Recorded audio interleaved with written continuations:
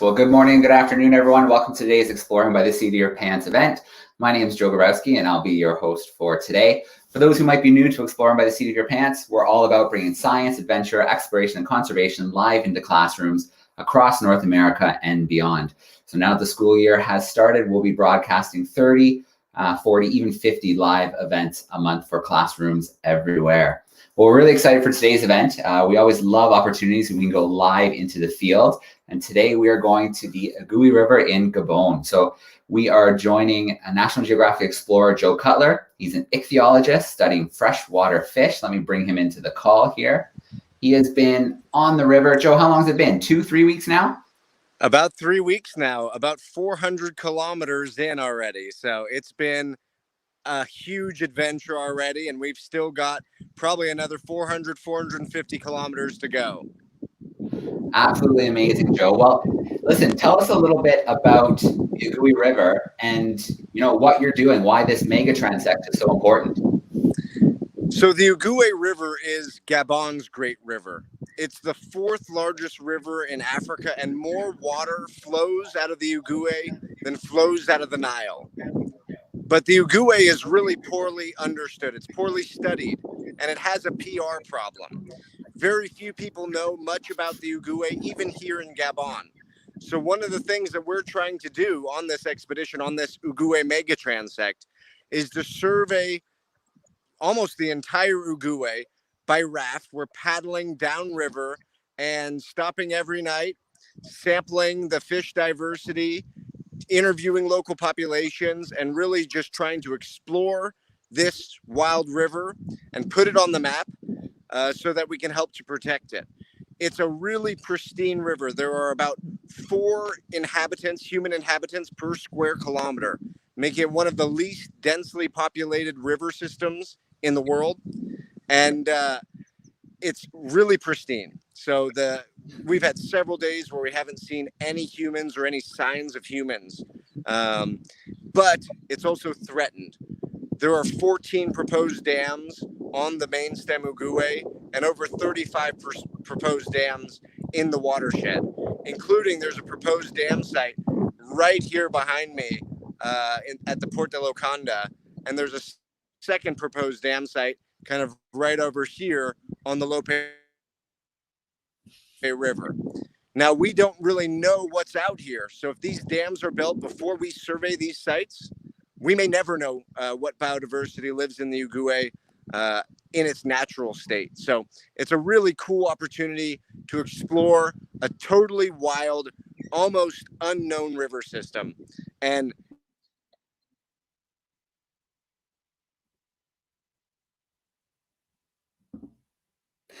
Okay, so just a heads up to those who are tuning in live via Facebook and YouTube. Joe's in a pretty remote location. We managed to get a 3G signal this morning. You can see the picture is pretty clear, but every couple of minutes it sometimes pauses on us. So Joe just has to do a quick re-entry. So we should see him back with us in the next couple of seconds, and then we'll just continue on from there. Here he comes already. Okay, hopefully I'm back. You're back, Joe. So this area around Lope is totally crazy river. You can see all these big rocks behind me. And what it does is it channelizes the river and creates this incredible turbulence.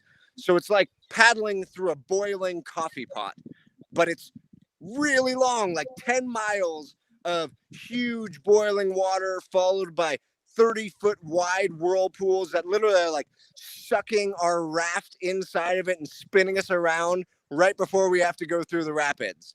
And so navigating it's been totally crazy. But also when we're looking on the banks, we're seeing forest buffalo. We saw some sitatunga, which are giant.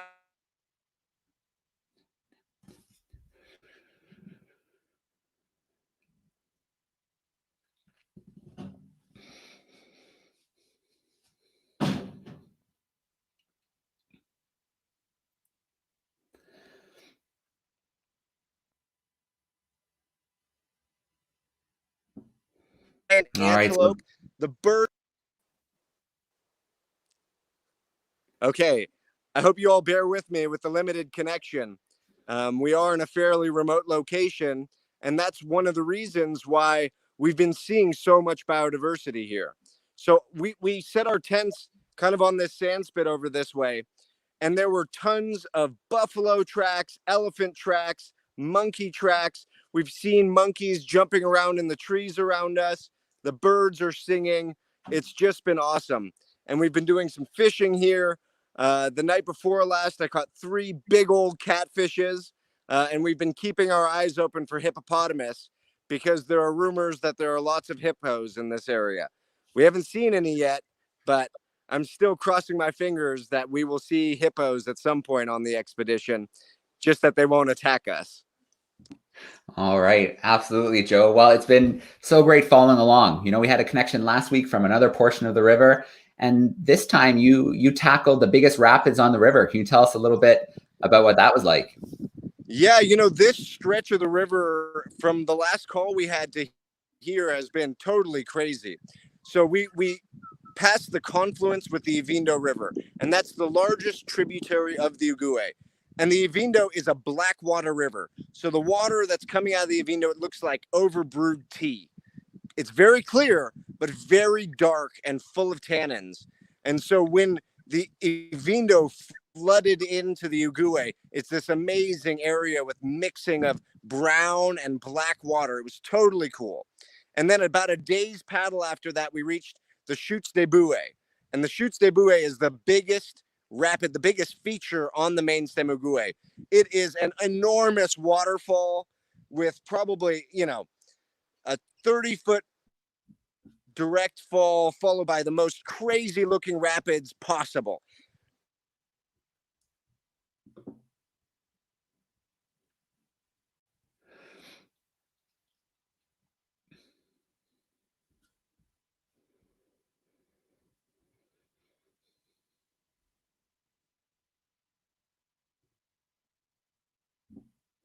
All right, gang. So Joe will be back with us in just a moment. To raft down it. Here we are. So we got there. We went over and checked out the rapids. We decided it was totally impossible and that we would have died if we had rafted down it. So what we did was we pulled our raft up onto the bank, which was this huge, probably 1 kilometer of rocks just on the side of the channel. And we found 7 local fishermen, and all of us together, we unloaded all the gear and dragged the boat over the rocks for probably 2 hours before we got to the far side and were able to put the raft back in the water downstream of the rapids. And I'm glad we did it. We would have totally flipped. And I was thinking, okay, the worst is behind us, but it totally was still crazy thereafter. We almost flipped our raft twice since then. Once was like, it didn't seem like a big rapid, but there was this huge edge in the water where there was a standing.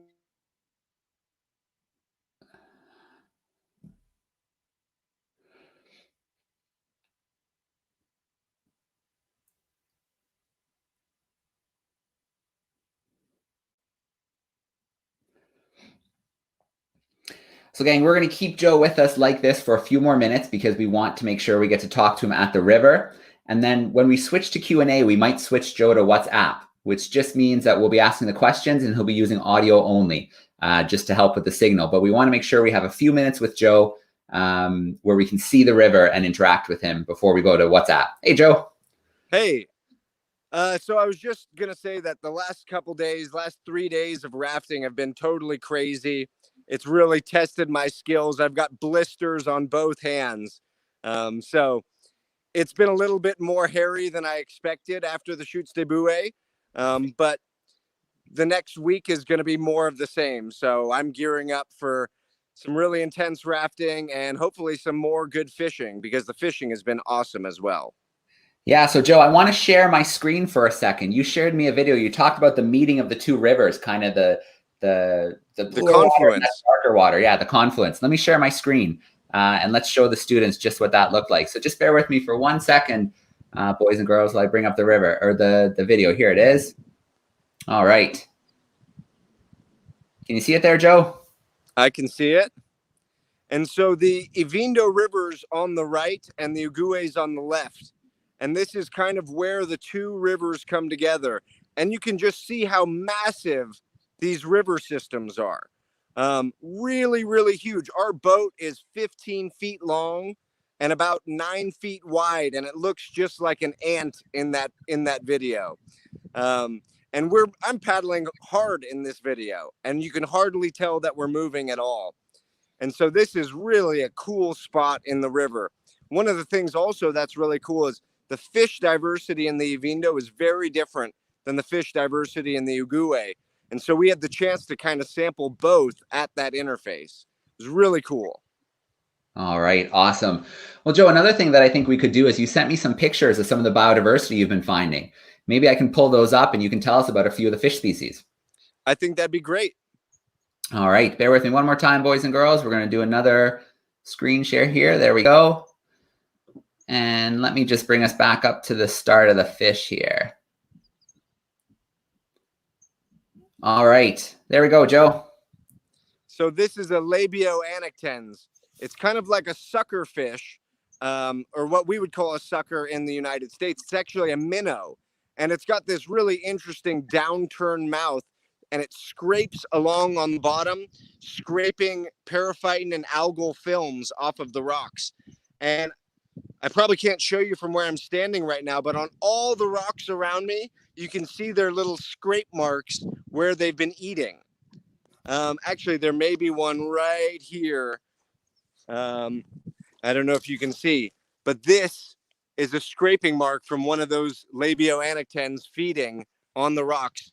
And that goes to show you that the river level gets way higher. When we were here last year, the water, I would have been underwater actually. So the water gets 30 feet higher than it is right now. This fish here is a microcynodontis. It's a tiny little catfish with venomous spines. So if those things poke you, you definitely feel it. It's like being stung by a bee. And this is a recently discovered and recently described microcynodontis species, one of the newest members of the genus. And we've caught specimen at several sites now, adding a lot of critical information on their distribution here in the Ogooue. Now that is a really particular fish. It's a Marcosinius mori. It's a mormyrid. These are electric fishes, not strong electric fishes, but weakly electric fish. And they communicate with electricity. So basically they sing to one another using electricity. And they're considered the most intelligent fish in the world. They've got brains that are so huge. They're almost as large as a human brain for their body size. So some species of mormyrid actually have a larger brain as compared to their body size than even humans do, which is really remarkable. And they use it to communicate and to navigate with electricity. Now, this is what the Gabonese folks call the siluji. All right, so we've lost Joe for a second. He'll be back momentarily. We'll take a look at a couple more fish, some of the crazy methods he's using to catch them, and then we'll open it up to a little Q&A action with our classrooms who are joining us live on YouTube, Facebook, and then of course we have a whole heterobranchus. joining us actually live.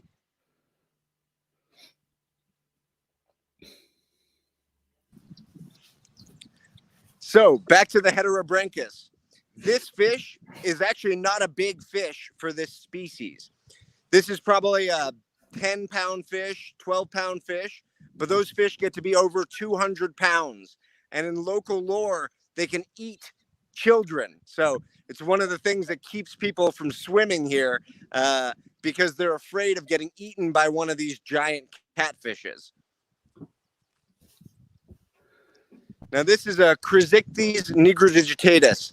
This is also a catfish species with venomous spines. So the pectoral spines and the dorsal spine have venom in there. And if they poke you, it really hurts a lot. And there are times where you'll catch whole schools of these. And as you're untangling them out of your net, they just keep stabbing you in the hands over and over and over again. They're a really cool species, but they hurt when they sting you. So, Joe, I want to talk about a few of the ways that you're catching these fish to sample the river. So, in this image, we can see that sometimes you're using rod and reel. Yeah, we've been doing some hook and line fishing. And really, when I'm using my hook and line, I'm trying to catch big fish. I'm trying to catch the predators. But there's a lot of diversity that's small. So what we've been doing is we've been doing a lot of cast netting, which is where you throw a net out into the water and you kind of catch whatever's in there. We do a lot of seine netting, where we pull a big net along the beach and capture everything that's on the beach. And then we've also been doing some dip netting. I've got my little dip net right here, and you can see it in that photograph. And when you're in a small little stream and you got a headlamp on, you can see the fish swimming, you can see the fish sleeping, and you can just kind of put your net in the water and spook the fish into your net and scoop them up. And that stream right there, we caught several species that we haven't seen anywhere else on the whole expedition. So Joe, I really love this picture. This looks like a method that the local fishermen use in the rapids. Yeah, this was one of the things I'm most excited about on our whole expedition. This is a traditional trap built in the Chutes de Bouet, in the big rapids at Bouet. And what they do is they collect big, long lianas, big vines from the forest, and they build these really long traps. They're probably 10 feet long, 3 meters long, and they put them right where the water's flowing. So any fish that's going down the rapids gets stuck in the trap, and then they can catch them. Now, what's crazy about this fishing is, well, a couple things are crazy about it. To check your traps, you have to go and leap from rock to rock across the rapids to lift up your traps. And then if you catch a fish, you pull it out barehanded and you have to jump back across the rocks with a huge fish in your hands. Totally crazy. And one of the things I was really excited about, I've never seen this style of fishing in Gabon. I've fished in Gabon since 2014. I've explored a lot of river systems. And in the history of Gabon, this was a common fishing style, but it had almost disappeared except at the Chutes de Bouet.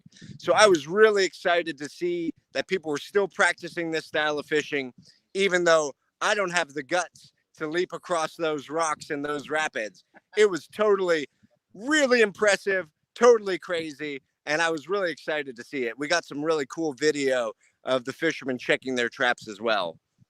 Very cool, Joe. And I thought I'd share maybe just two more pictures, just some close-ups of the raft. So there's Megan. Looks like you've got it nicely loaded up. Oh, yeah, we've got plenty of gear. It's a big, solid raft, and we've loaded it up with everything you need for an expedition. So we've got all of our tents, all of our cookware, all of our food. We've got our cameras. We've got our gas tank. We've got 2 big dry boxes. We've got several big dry bags. We've got everything you need. And we have spares of everything, because if anything breaks out here, it's really hard to replace it. So we've got repair kits, we've got spare oars, we've got spare paddles. Everything is strapped on that boat.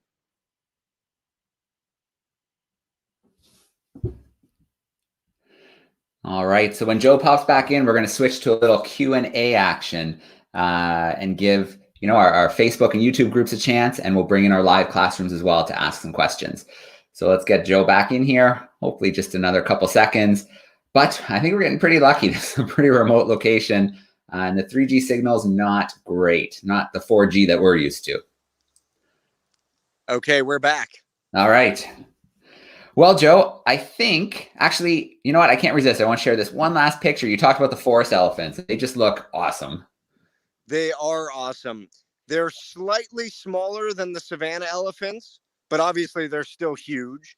And they have longer, straighter tusks than the savanna elephants. And this was an enormous bull that we saw, and its tusks were practically dragging in the mud as it was walking across. It was really impressive, and I hope we see a few more of those. We see their tracks everywhere. We see their poop everywhere. And elephant poop is pretty hard to overlook, but we haven't seen any bathing in the Ogooue yet, and I expect that we will before too long.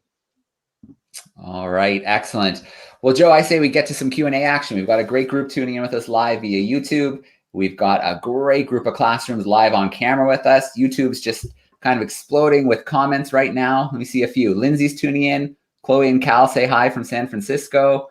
Awesome. We've got Akash joining us in India. Who else is joining us right now? We've got Ian joining us. Looks like he's an avid whitewater canoe and kayaker, so I'm sure he'll have some questions for you. We've got Jeff, Mr. Richardson, joining us in Alabama. So I think we're going to have a good little Q&A here. So those who are on Facebook or YouTube, send your questions in now. And I'm going to start pulling in our first live classrooms, and we're going to steal some questions from them. So I think we're going to go to Mount Airy, North Carolina first. We've got Miss Dockery's 5th graders joining us. Let me see if I can bring them in. There we go. All right, Miss Dockery, if you can hear me, let's turn your mic on. Let's grab a question. Okay, raise your hands if you would like to ask a question. Great. Okay, Levi, what is your question? So why is part of the river black and then part of the river brown? Explain. That's a great question. And there aren't that many black water streams in the world. It's really, so the brown water is from turbidity. It's from mud and sediments being washed into the rivers. But the Ivindo is black because it's stained from leaf litter that falls into the water. Just like you brew tea, you put leaves in water, and then over time, the tannins leach out of the leaves and they stain the water to turn black. It's very similar to the Rio Negro in the Amazon. And so the water is very acidic. It's very dark, very clear. And there's a unique set of fish and fauna that live in the blackwater streams of the Ivindo. All right, great question to get us started. This time I'm going to pull in some 7th graders. We've got Miss Neely's class joining us. They're in Ontario. Let me see, I think I can unmute. There we go. How are we doing, grade 7s? Great. All right, awesome. Who's got a question for Joe? I have a question. Do you know exactly how long the entire river is? So the whole river is about 1,200 kilometers. About 1,000 of that's in Gabon, and 200, the headwaters, the 200 headwaters, 200 kilometers of the headwaters are in Congo. On this expedition, we're only doing the stretch in Gabon. We're leaving the Congo for the next expedition. All right, very cool. Let's grab a question here from YouTube. We've got, let me see, they introduced themselves a little higher up. I got to go back in time. There we go, Mark. Mark is joining us, and Mark wants to know how long you think the expedition is going to take from start to finish to run the roughly 1,000 kilometers. So I was estimating we're trying to go fast right now because the rainy season should be starting anytime. And as I was saying, the water changes really fast on the Ogooue. In a couple months, where I'm standing right now is going to be underwater. My head would be underwater. And as the water is rising really quickly, it's going to make life out here a lot more dangerous and a lot more complicated. So we're trying to go fast. We're thinking that probably in about 10 weeks, 2.5 months.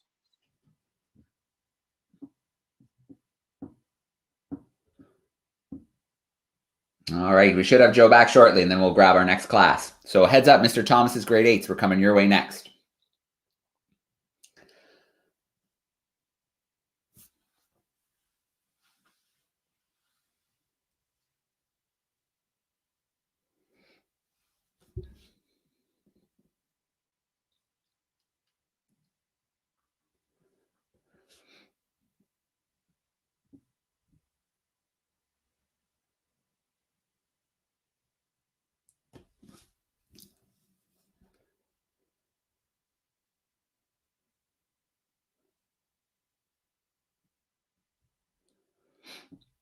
Okay, looks like he popped out, which means he'll be popping back in just a second. All right. So yeah, we're going to be connecting with Joe throughout this expedition. Whenever we find he's got a good connection, we'll bring Joe in. There he is. Hey, Joe. I'm back. Sorry. I don't know why, but it's coming and going. Joe, you don't have to, I mean, look where you are. It's amazing that we're connecting at all. So, you know, we appreciate you being able to do this for us live from the river. It's awesome. Well, I'm happy to be able to join you all. We were originally planning about 6 months for the expedition, but everything got pushed back with COVID. So we're already planning about doing a second descent of the Ogooue, maybe during the short dry season. All right. So I'm going to bring in Mr. Thomas's 8th graders. There we go. Turn their microphone on. They are joining us from Lakewood. How are we doing, 8th graders? Great! Can you hear us? All right. Who's got a question for us? Yeah, we got you. What kind of data do you collect on fish and how do you do it? So what we're collecting is diversity and abundance at all of these sites. So we're sampling the fish diversity, identifying every species that we catch, taking photographic vouchers of each species, and then we're counting each individual. So at each site, we're catching maybe 15, 20 species of fish. We're getting photographs of each of those. We're posting them on iNaturalist so that the naturalist community can help us identify everything.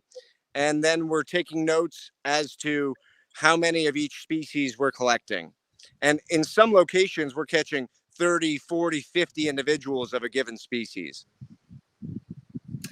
All right. So we've got another live YouTube question from Ian.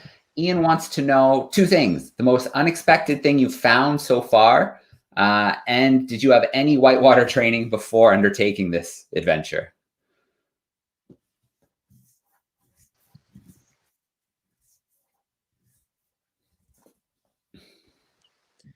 It was when Pierre Sauvignon de Braza navigated the Ogooue and explored it about 140 years ago. That was one of the things that he saw and remarked, that they're doing this crazy style of fishing in the rapids. But I had never seen it. So I thought it had totally disappeared from Gabon. People still do it in the Congo, but I thought it had already, disappeared in Gabon. So to see that was really a treat for me. I was really excited about that. In terms of whitewater training, I don't have any official training. I know the fish much better than I know whitewater. And I did probably 5 or 6 rivers in the US before coming out here. Nothing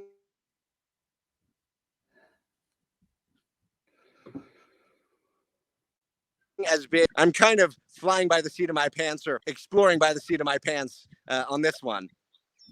All right. That's what we like to hear, Joe. Very cool. So we're going to jump to another classroom. Let me bring them in here. Ms. Hall's class, 5th graders. They're in Mount Airy, North Carolina as well. Let's see if we can bring them in here. Oh, there they are. All right. Ms. Hall's class, if you want to unmute your microphone, we'd love to steal a question.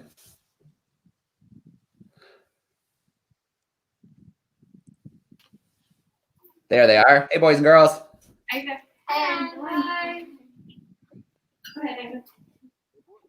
Do you eat the fish that you catch? Very few of the fish that we catch, we eat.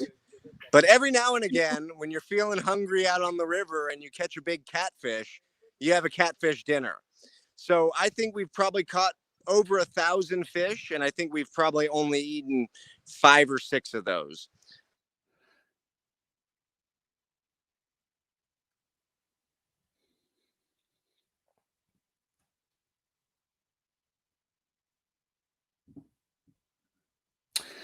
All right, so we'll give a second for Joe to come back to us. There we go. Yeah, most of the fish we're catching, we're releasing back into their native environment. But every now and again, when you're hungry and you want to eat fish, it's better to eat fresh fish. Absolutely. So we're going to we've got Miss Place joining us. She's got Miss Paz's class joining us from Miami-Dade. So let me bring them into the call. How we doing, Miss Place? How we doing, Miss Paz's class? Hi, Joe. How are you? Great. So glad you guys could join in. Thank you. This is so exciting.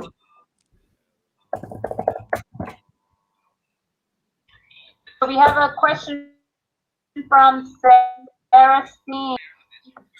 Hi, I'm Sarah Steen from North Mitchell Elementary School. at a place for all your stuff. Okay, sorry, bud. We lost part of that. Can you try again?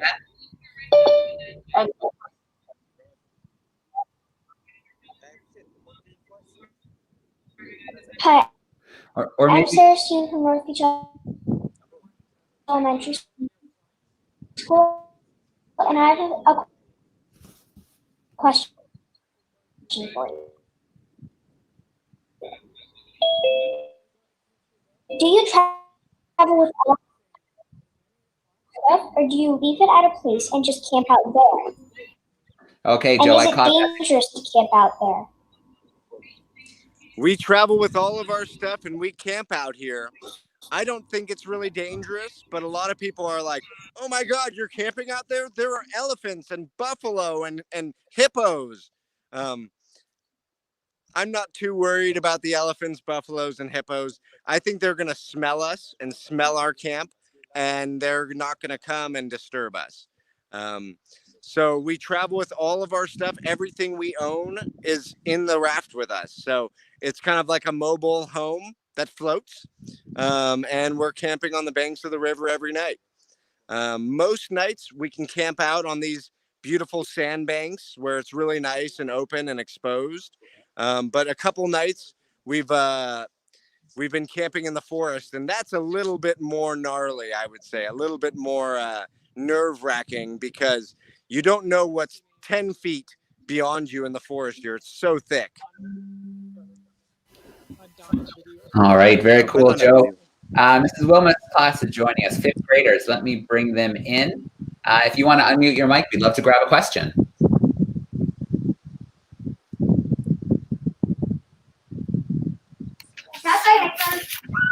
There they are. Hey, 5th graders.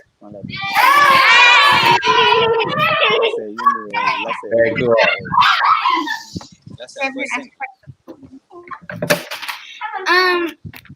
Do you do any other types of expeditions other than rivers? My first expedition with National Geographic was focused on crater lakes in Cameroon. I really focus on freshwater fishes. So my thing is lakes, rivers, ponds, streams, swamps. That's my thing. I love it. And so I do most of my work here in Central Africa, but mostly focused on freshwater. Now, back home, when I'm not doing expeditions, I spend a lot of time on the ocean side, both fishing in the big ocean and playing around in the tide pools on the edge of the ocean. So I'm interested in every ecosystem, but my research focus is really freshwater ecosystems in Central Africa. All right, very cool. We're gonna have to do, when you get back, we'll have to do something around your Cameroon adventures, because I've seen some of those stories and photos, and that looked like just an awesome expedition. It was a totally crazy expedition. So, that was the expedition where I got parasitized and bit by every single biting organism in the whole world. So that was a fun one, and lots of really cool fish, of course. There you go, the glamour side of working out in the field on the river. All right, Mrs. Haynes, 5th graders are joining us as well. If you want to unmute your microphone, we'd love to steal a question.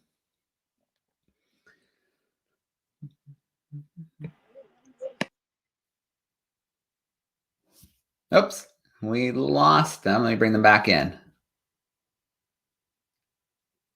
Hey, Mrs. Haynes' class, can you hear me? Oh no, their mic keeps disconnecting on them. Let's try that again. We're back. That's okay, Joe. Mrs. Haynes' class, can you hear us? Losing you. That's okay. Go ahead with the question. Got you now. How many species are there of fish in the water? In the river. In the river. Nobody knows. Our guess is somewhere between 350 or 400 species, but we're still discovering new species out here all the time. And not just new species, new genera of fishes. So there's a lot out here that we don't know. And the Ogooue is very poorly studied. So if any of you want to go on to become ichthyologists, there's still a lot more species to discover out here. but at least 350, probably more like 400 species in this one river, which I think is pretty incredible. Yeah, I think there's a few things to unpack there, Joe. One being that, if anybody's ever told the students that there's nothing left to explore and discover, I mean, couldn't be further from the truth. And then, the other one about the fish, everyone always kind of thinks about those big species, but, in those smaller species, like you mentioned the last time we chatted, there is a lot left to find and discover. Oh, yeah. One of the most diverse groups of fishes here. Hybrids are extremely diverse. The ones that communicate with electricity, there are tons of undescribed species in that group. And then maybe the most beautiful fishes out here, the killifishes. Basically every population you find is a new species. So those, if you just explored all the small rivers in Gabon with a little epouisette, you'd be finding new species basically in every river system. All right, very cool. All right, so Mr. Richardson says he remembers some of the photos you shared at the Nat Geo Ed Summit, and some of those insects, he's remembering the ones from your foot were pretty gross. Oh, yeah, the chingo fleas. We haven't had any of those yet, but every time my feet hurt a little bit, I assume that it's a flea that's burrowed under my skin and is incubating an egg sac. I assume that we'll see a lot more of those as we approach the coast. Those are a nasty parasite. All right. Well, I mean, maybe we can get some of that live. Who knows? We'll see what happens. Yeah, we'll do a chingo flea extraction live. That will really turn some stomachs, I would imagine. But it'll be new. I don't think that's ever been broadcast before. I think that would be a first.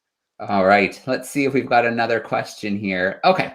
So Akash is in India, and he's wondering, why are there so few people inhabiting the river system? What's kind of prevented? You look around the world, a lot of rivers are pretty habited along the banks. What's kind of slowed the progression?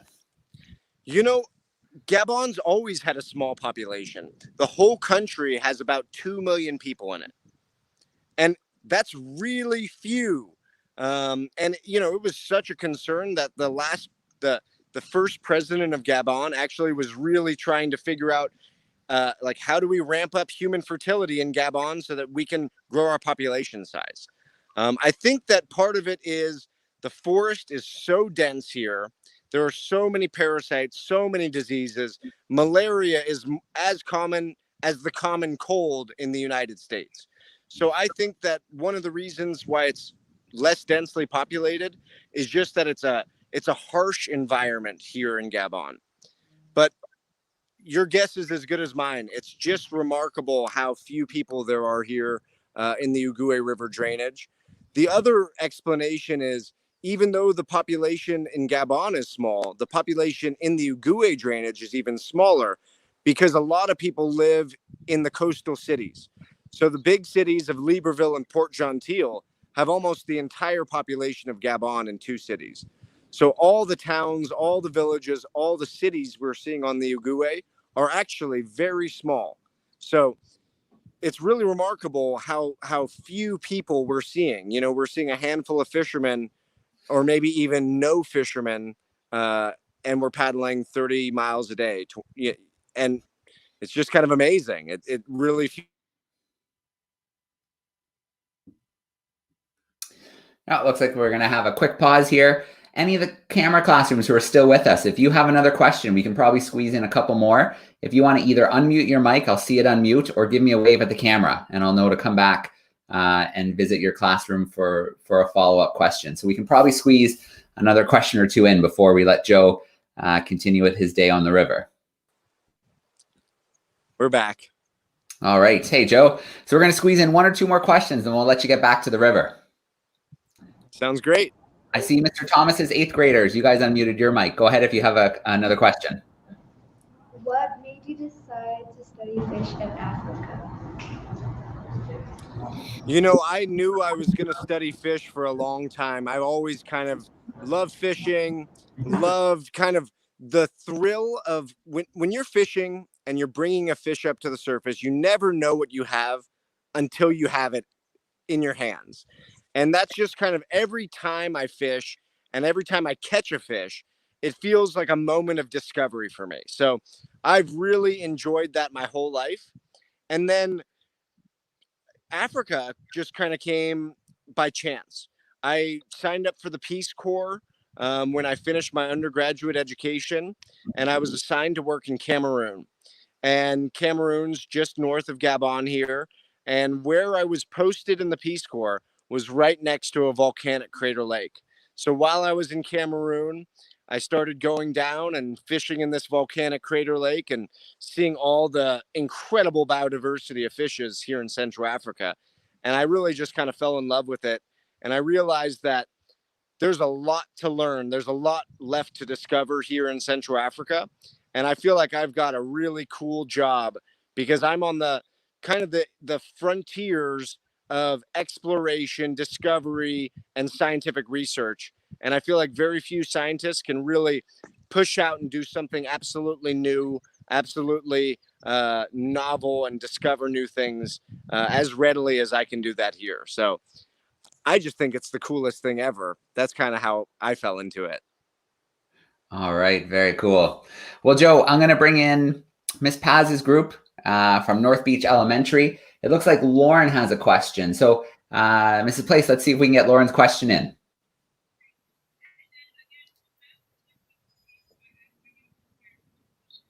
Hello. Hi. My name is Lauren Angeli, and I am from North Beach Elementary, and I have a question. How do you filter your water? Do you need electrolytes? Do you drink electrolytes? That's my question. So we've been drinking this water. We do have a filter, but it's running really slowly because the water has so much sediment in it. We've also been boiling water, and we've been treating water with bleach to try to decrease our parasite load while we're out here. We don't have electrolytes, but we have been mixing in. There's a local juice that's made from hibiscus flowers here that's called bee sap. And so we've been kind of mixing in a little of this sweet bee sap into our water to mask the flavor of the Ogooue. I will say it's great drinking water. We haven't been sick at all, but it has a kind of a funky flavor.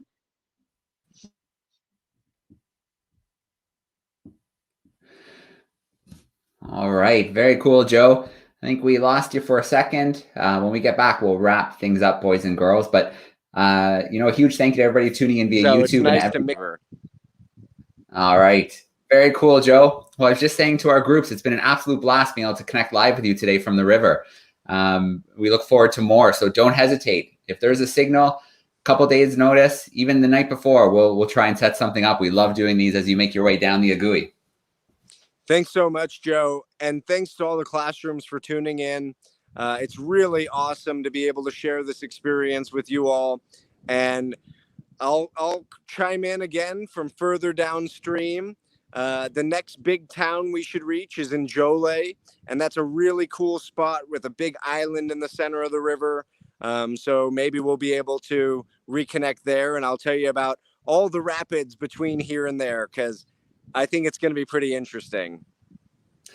All right. Well, you can track down the website, Africa's Last Wild River, as well on Instagram,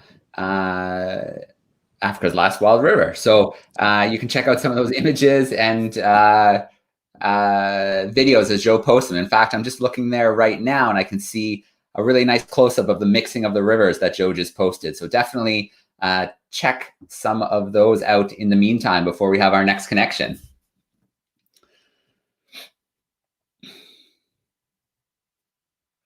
All right, we'll give Joe a second to come back for a proper goodbye.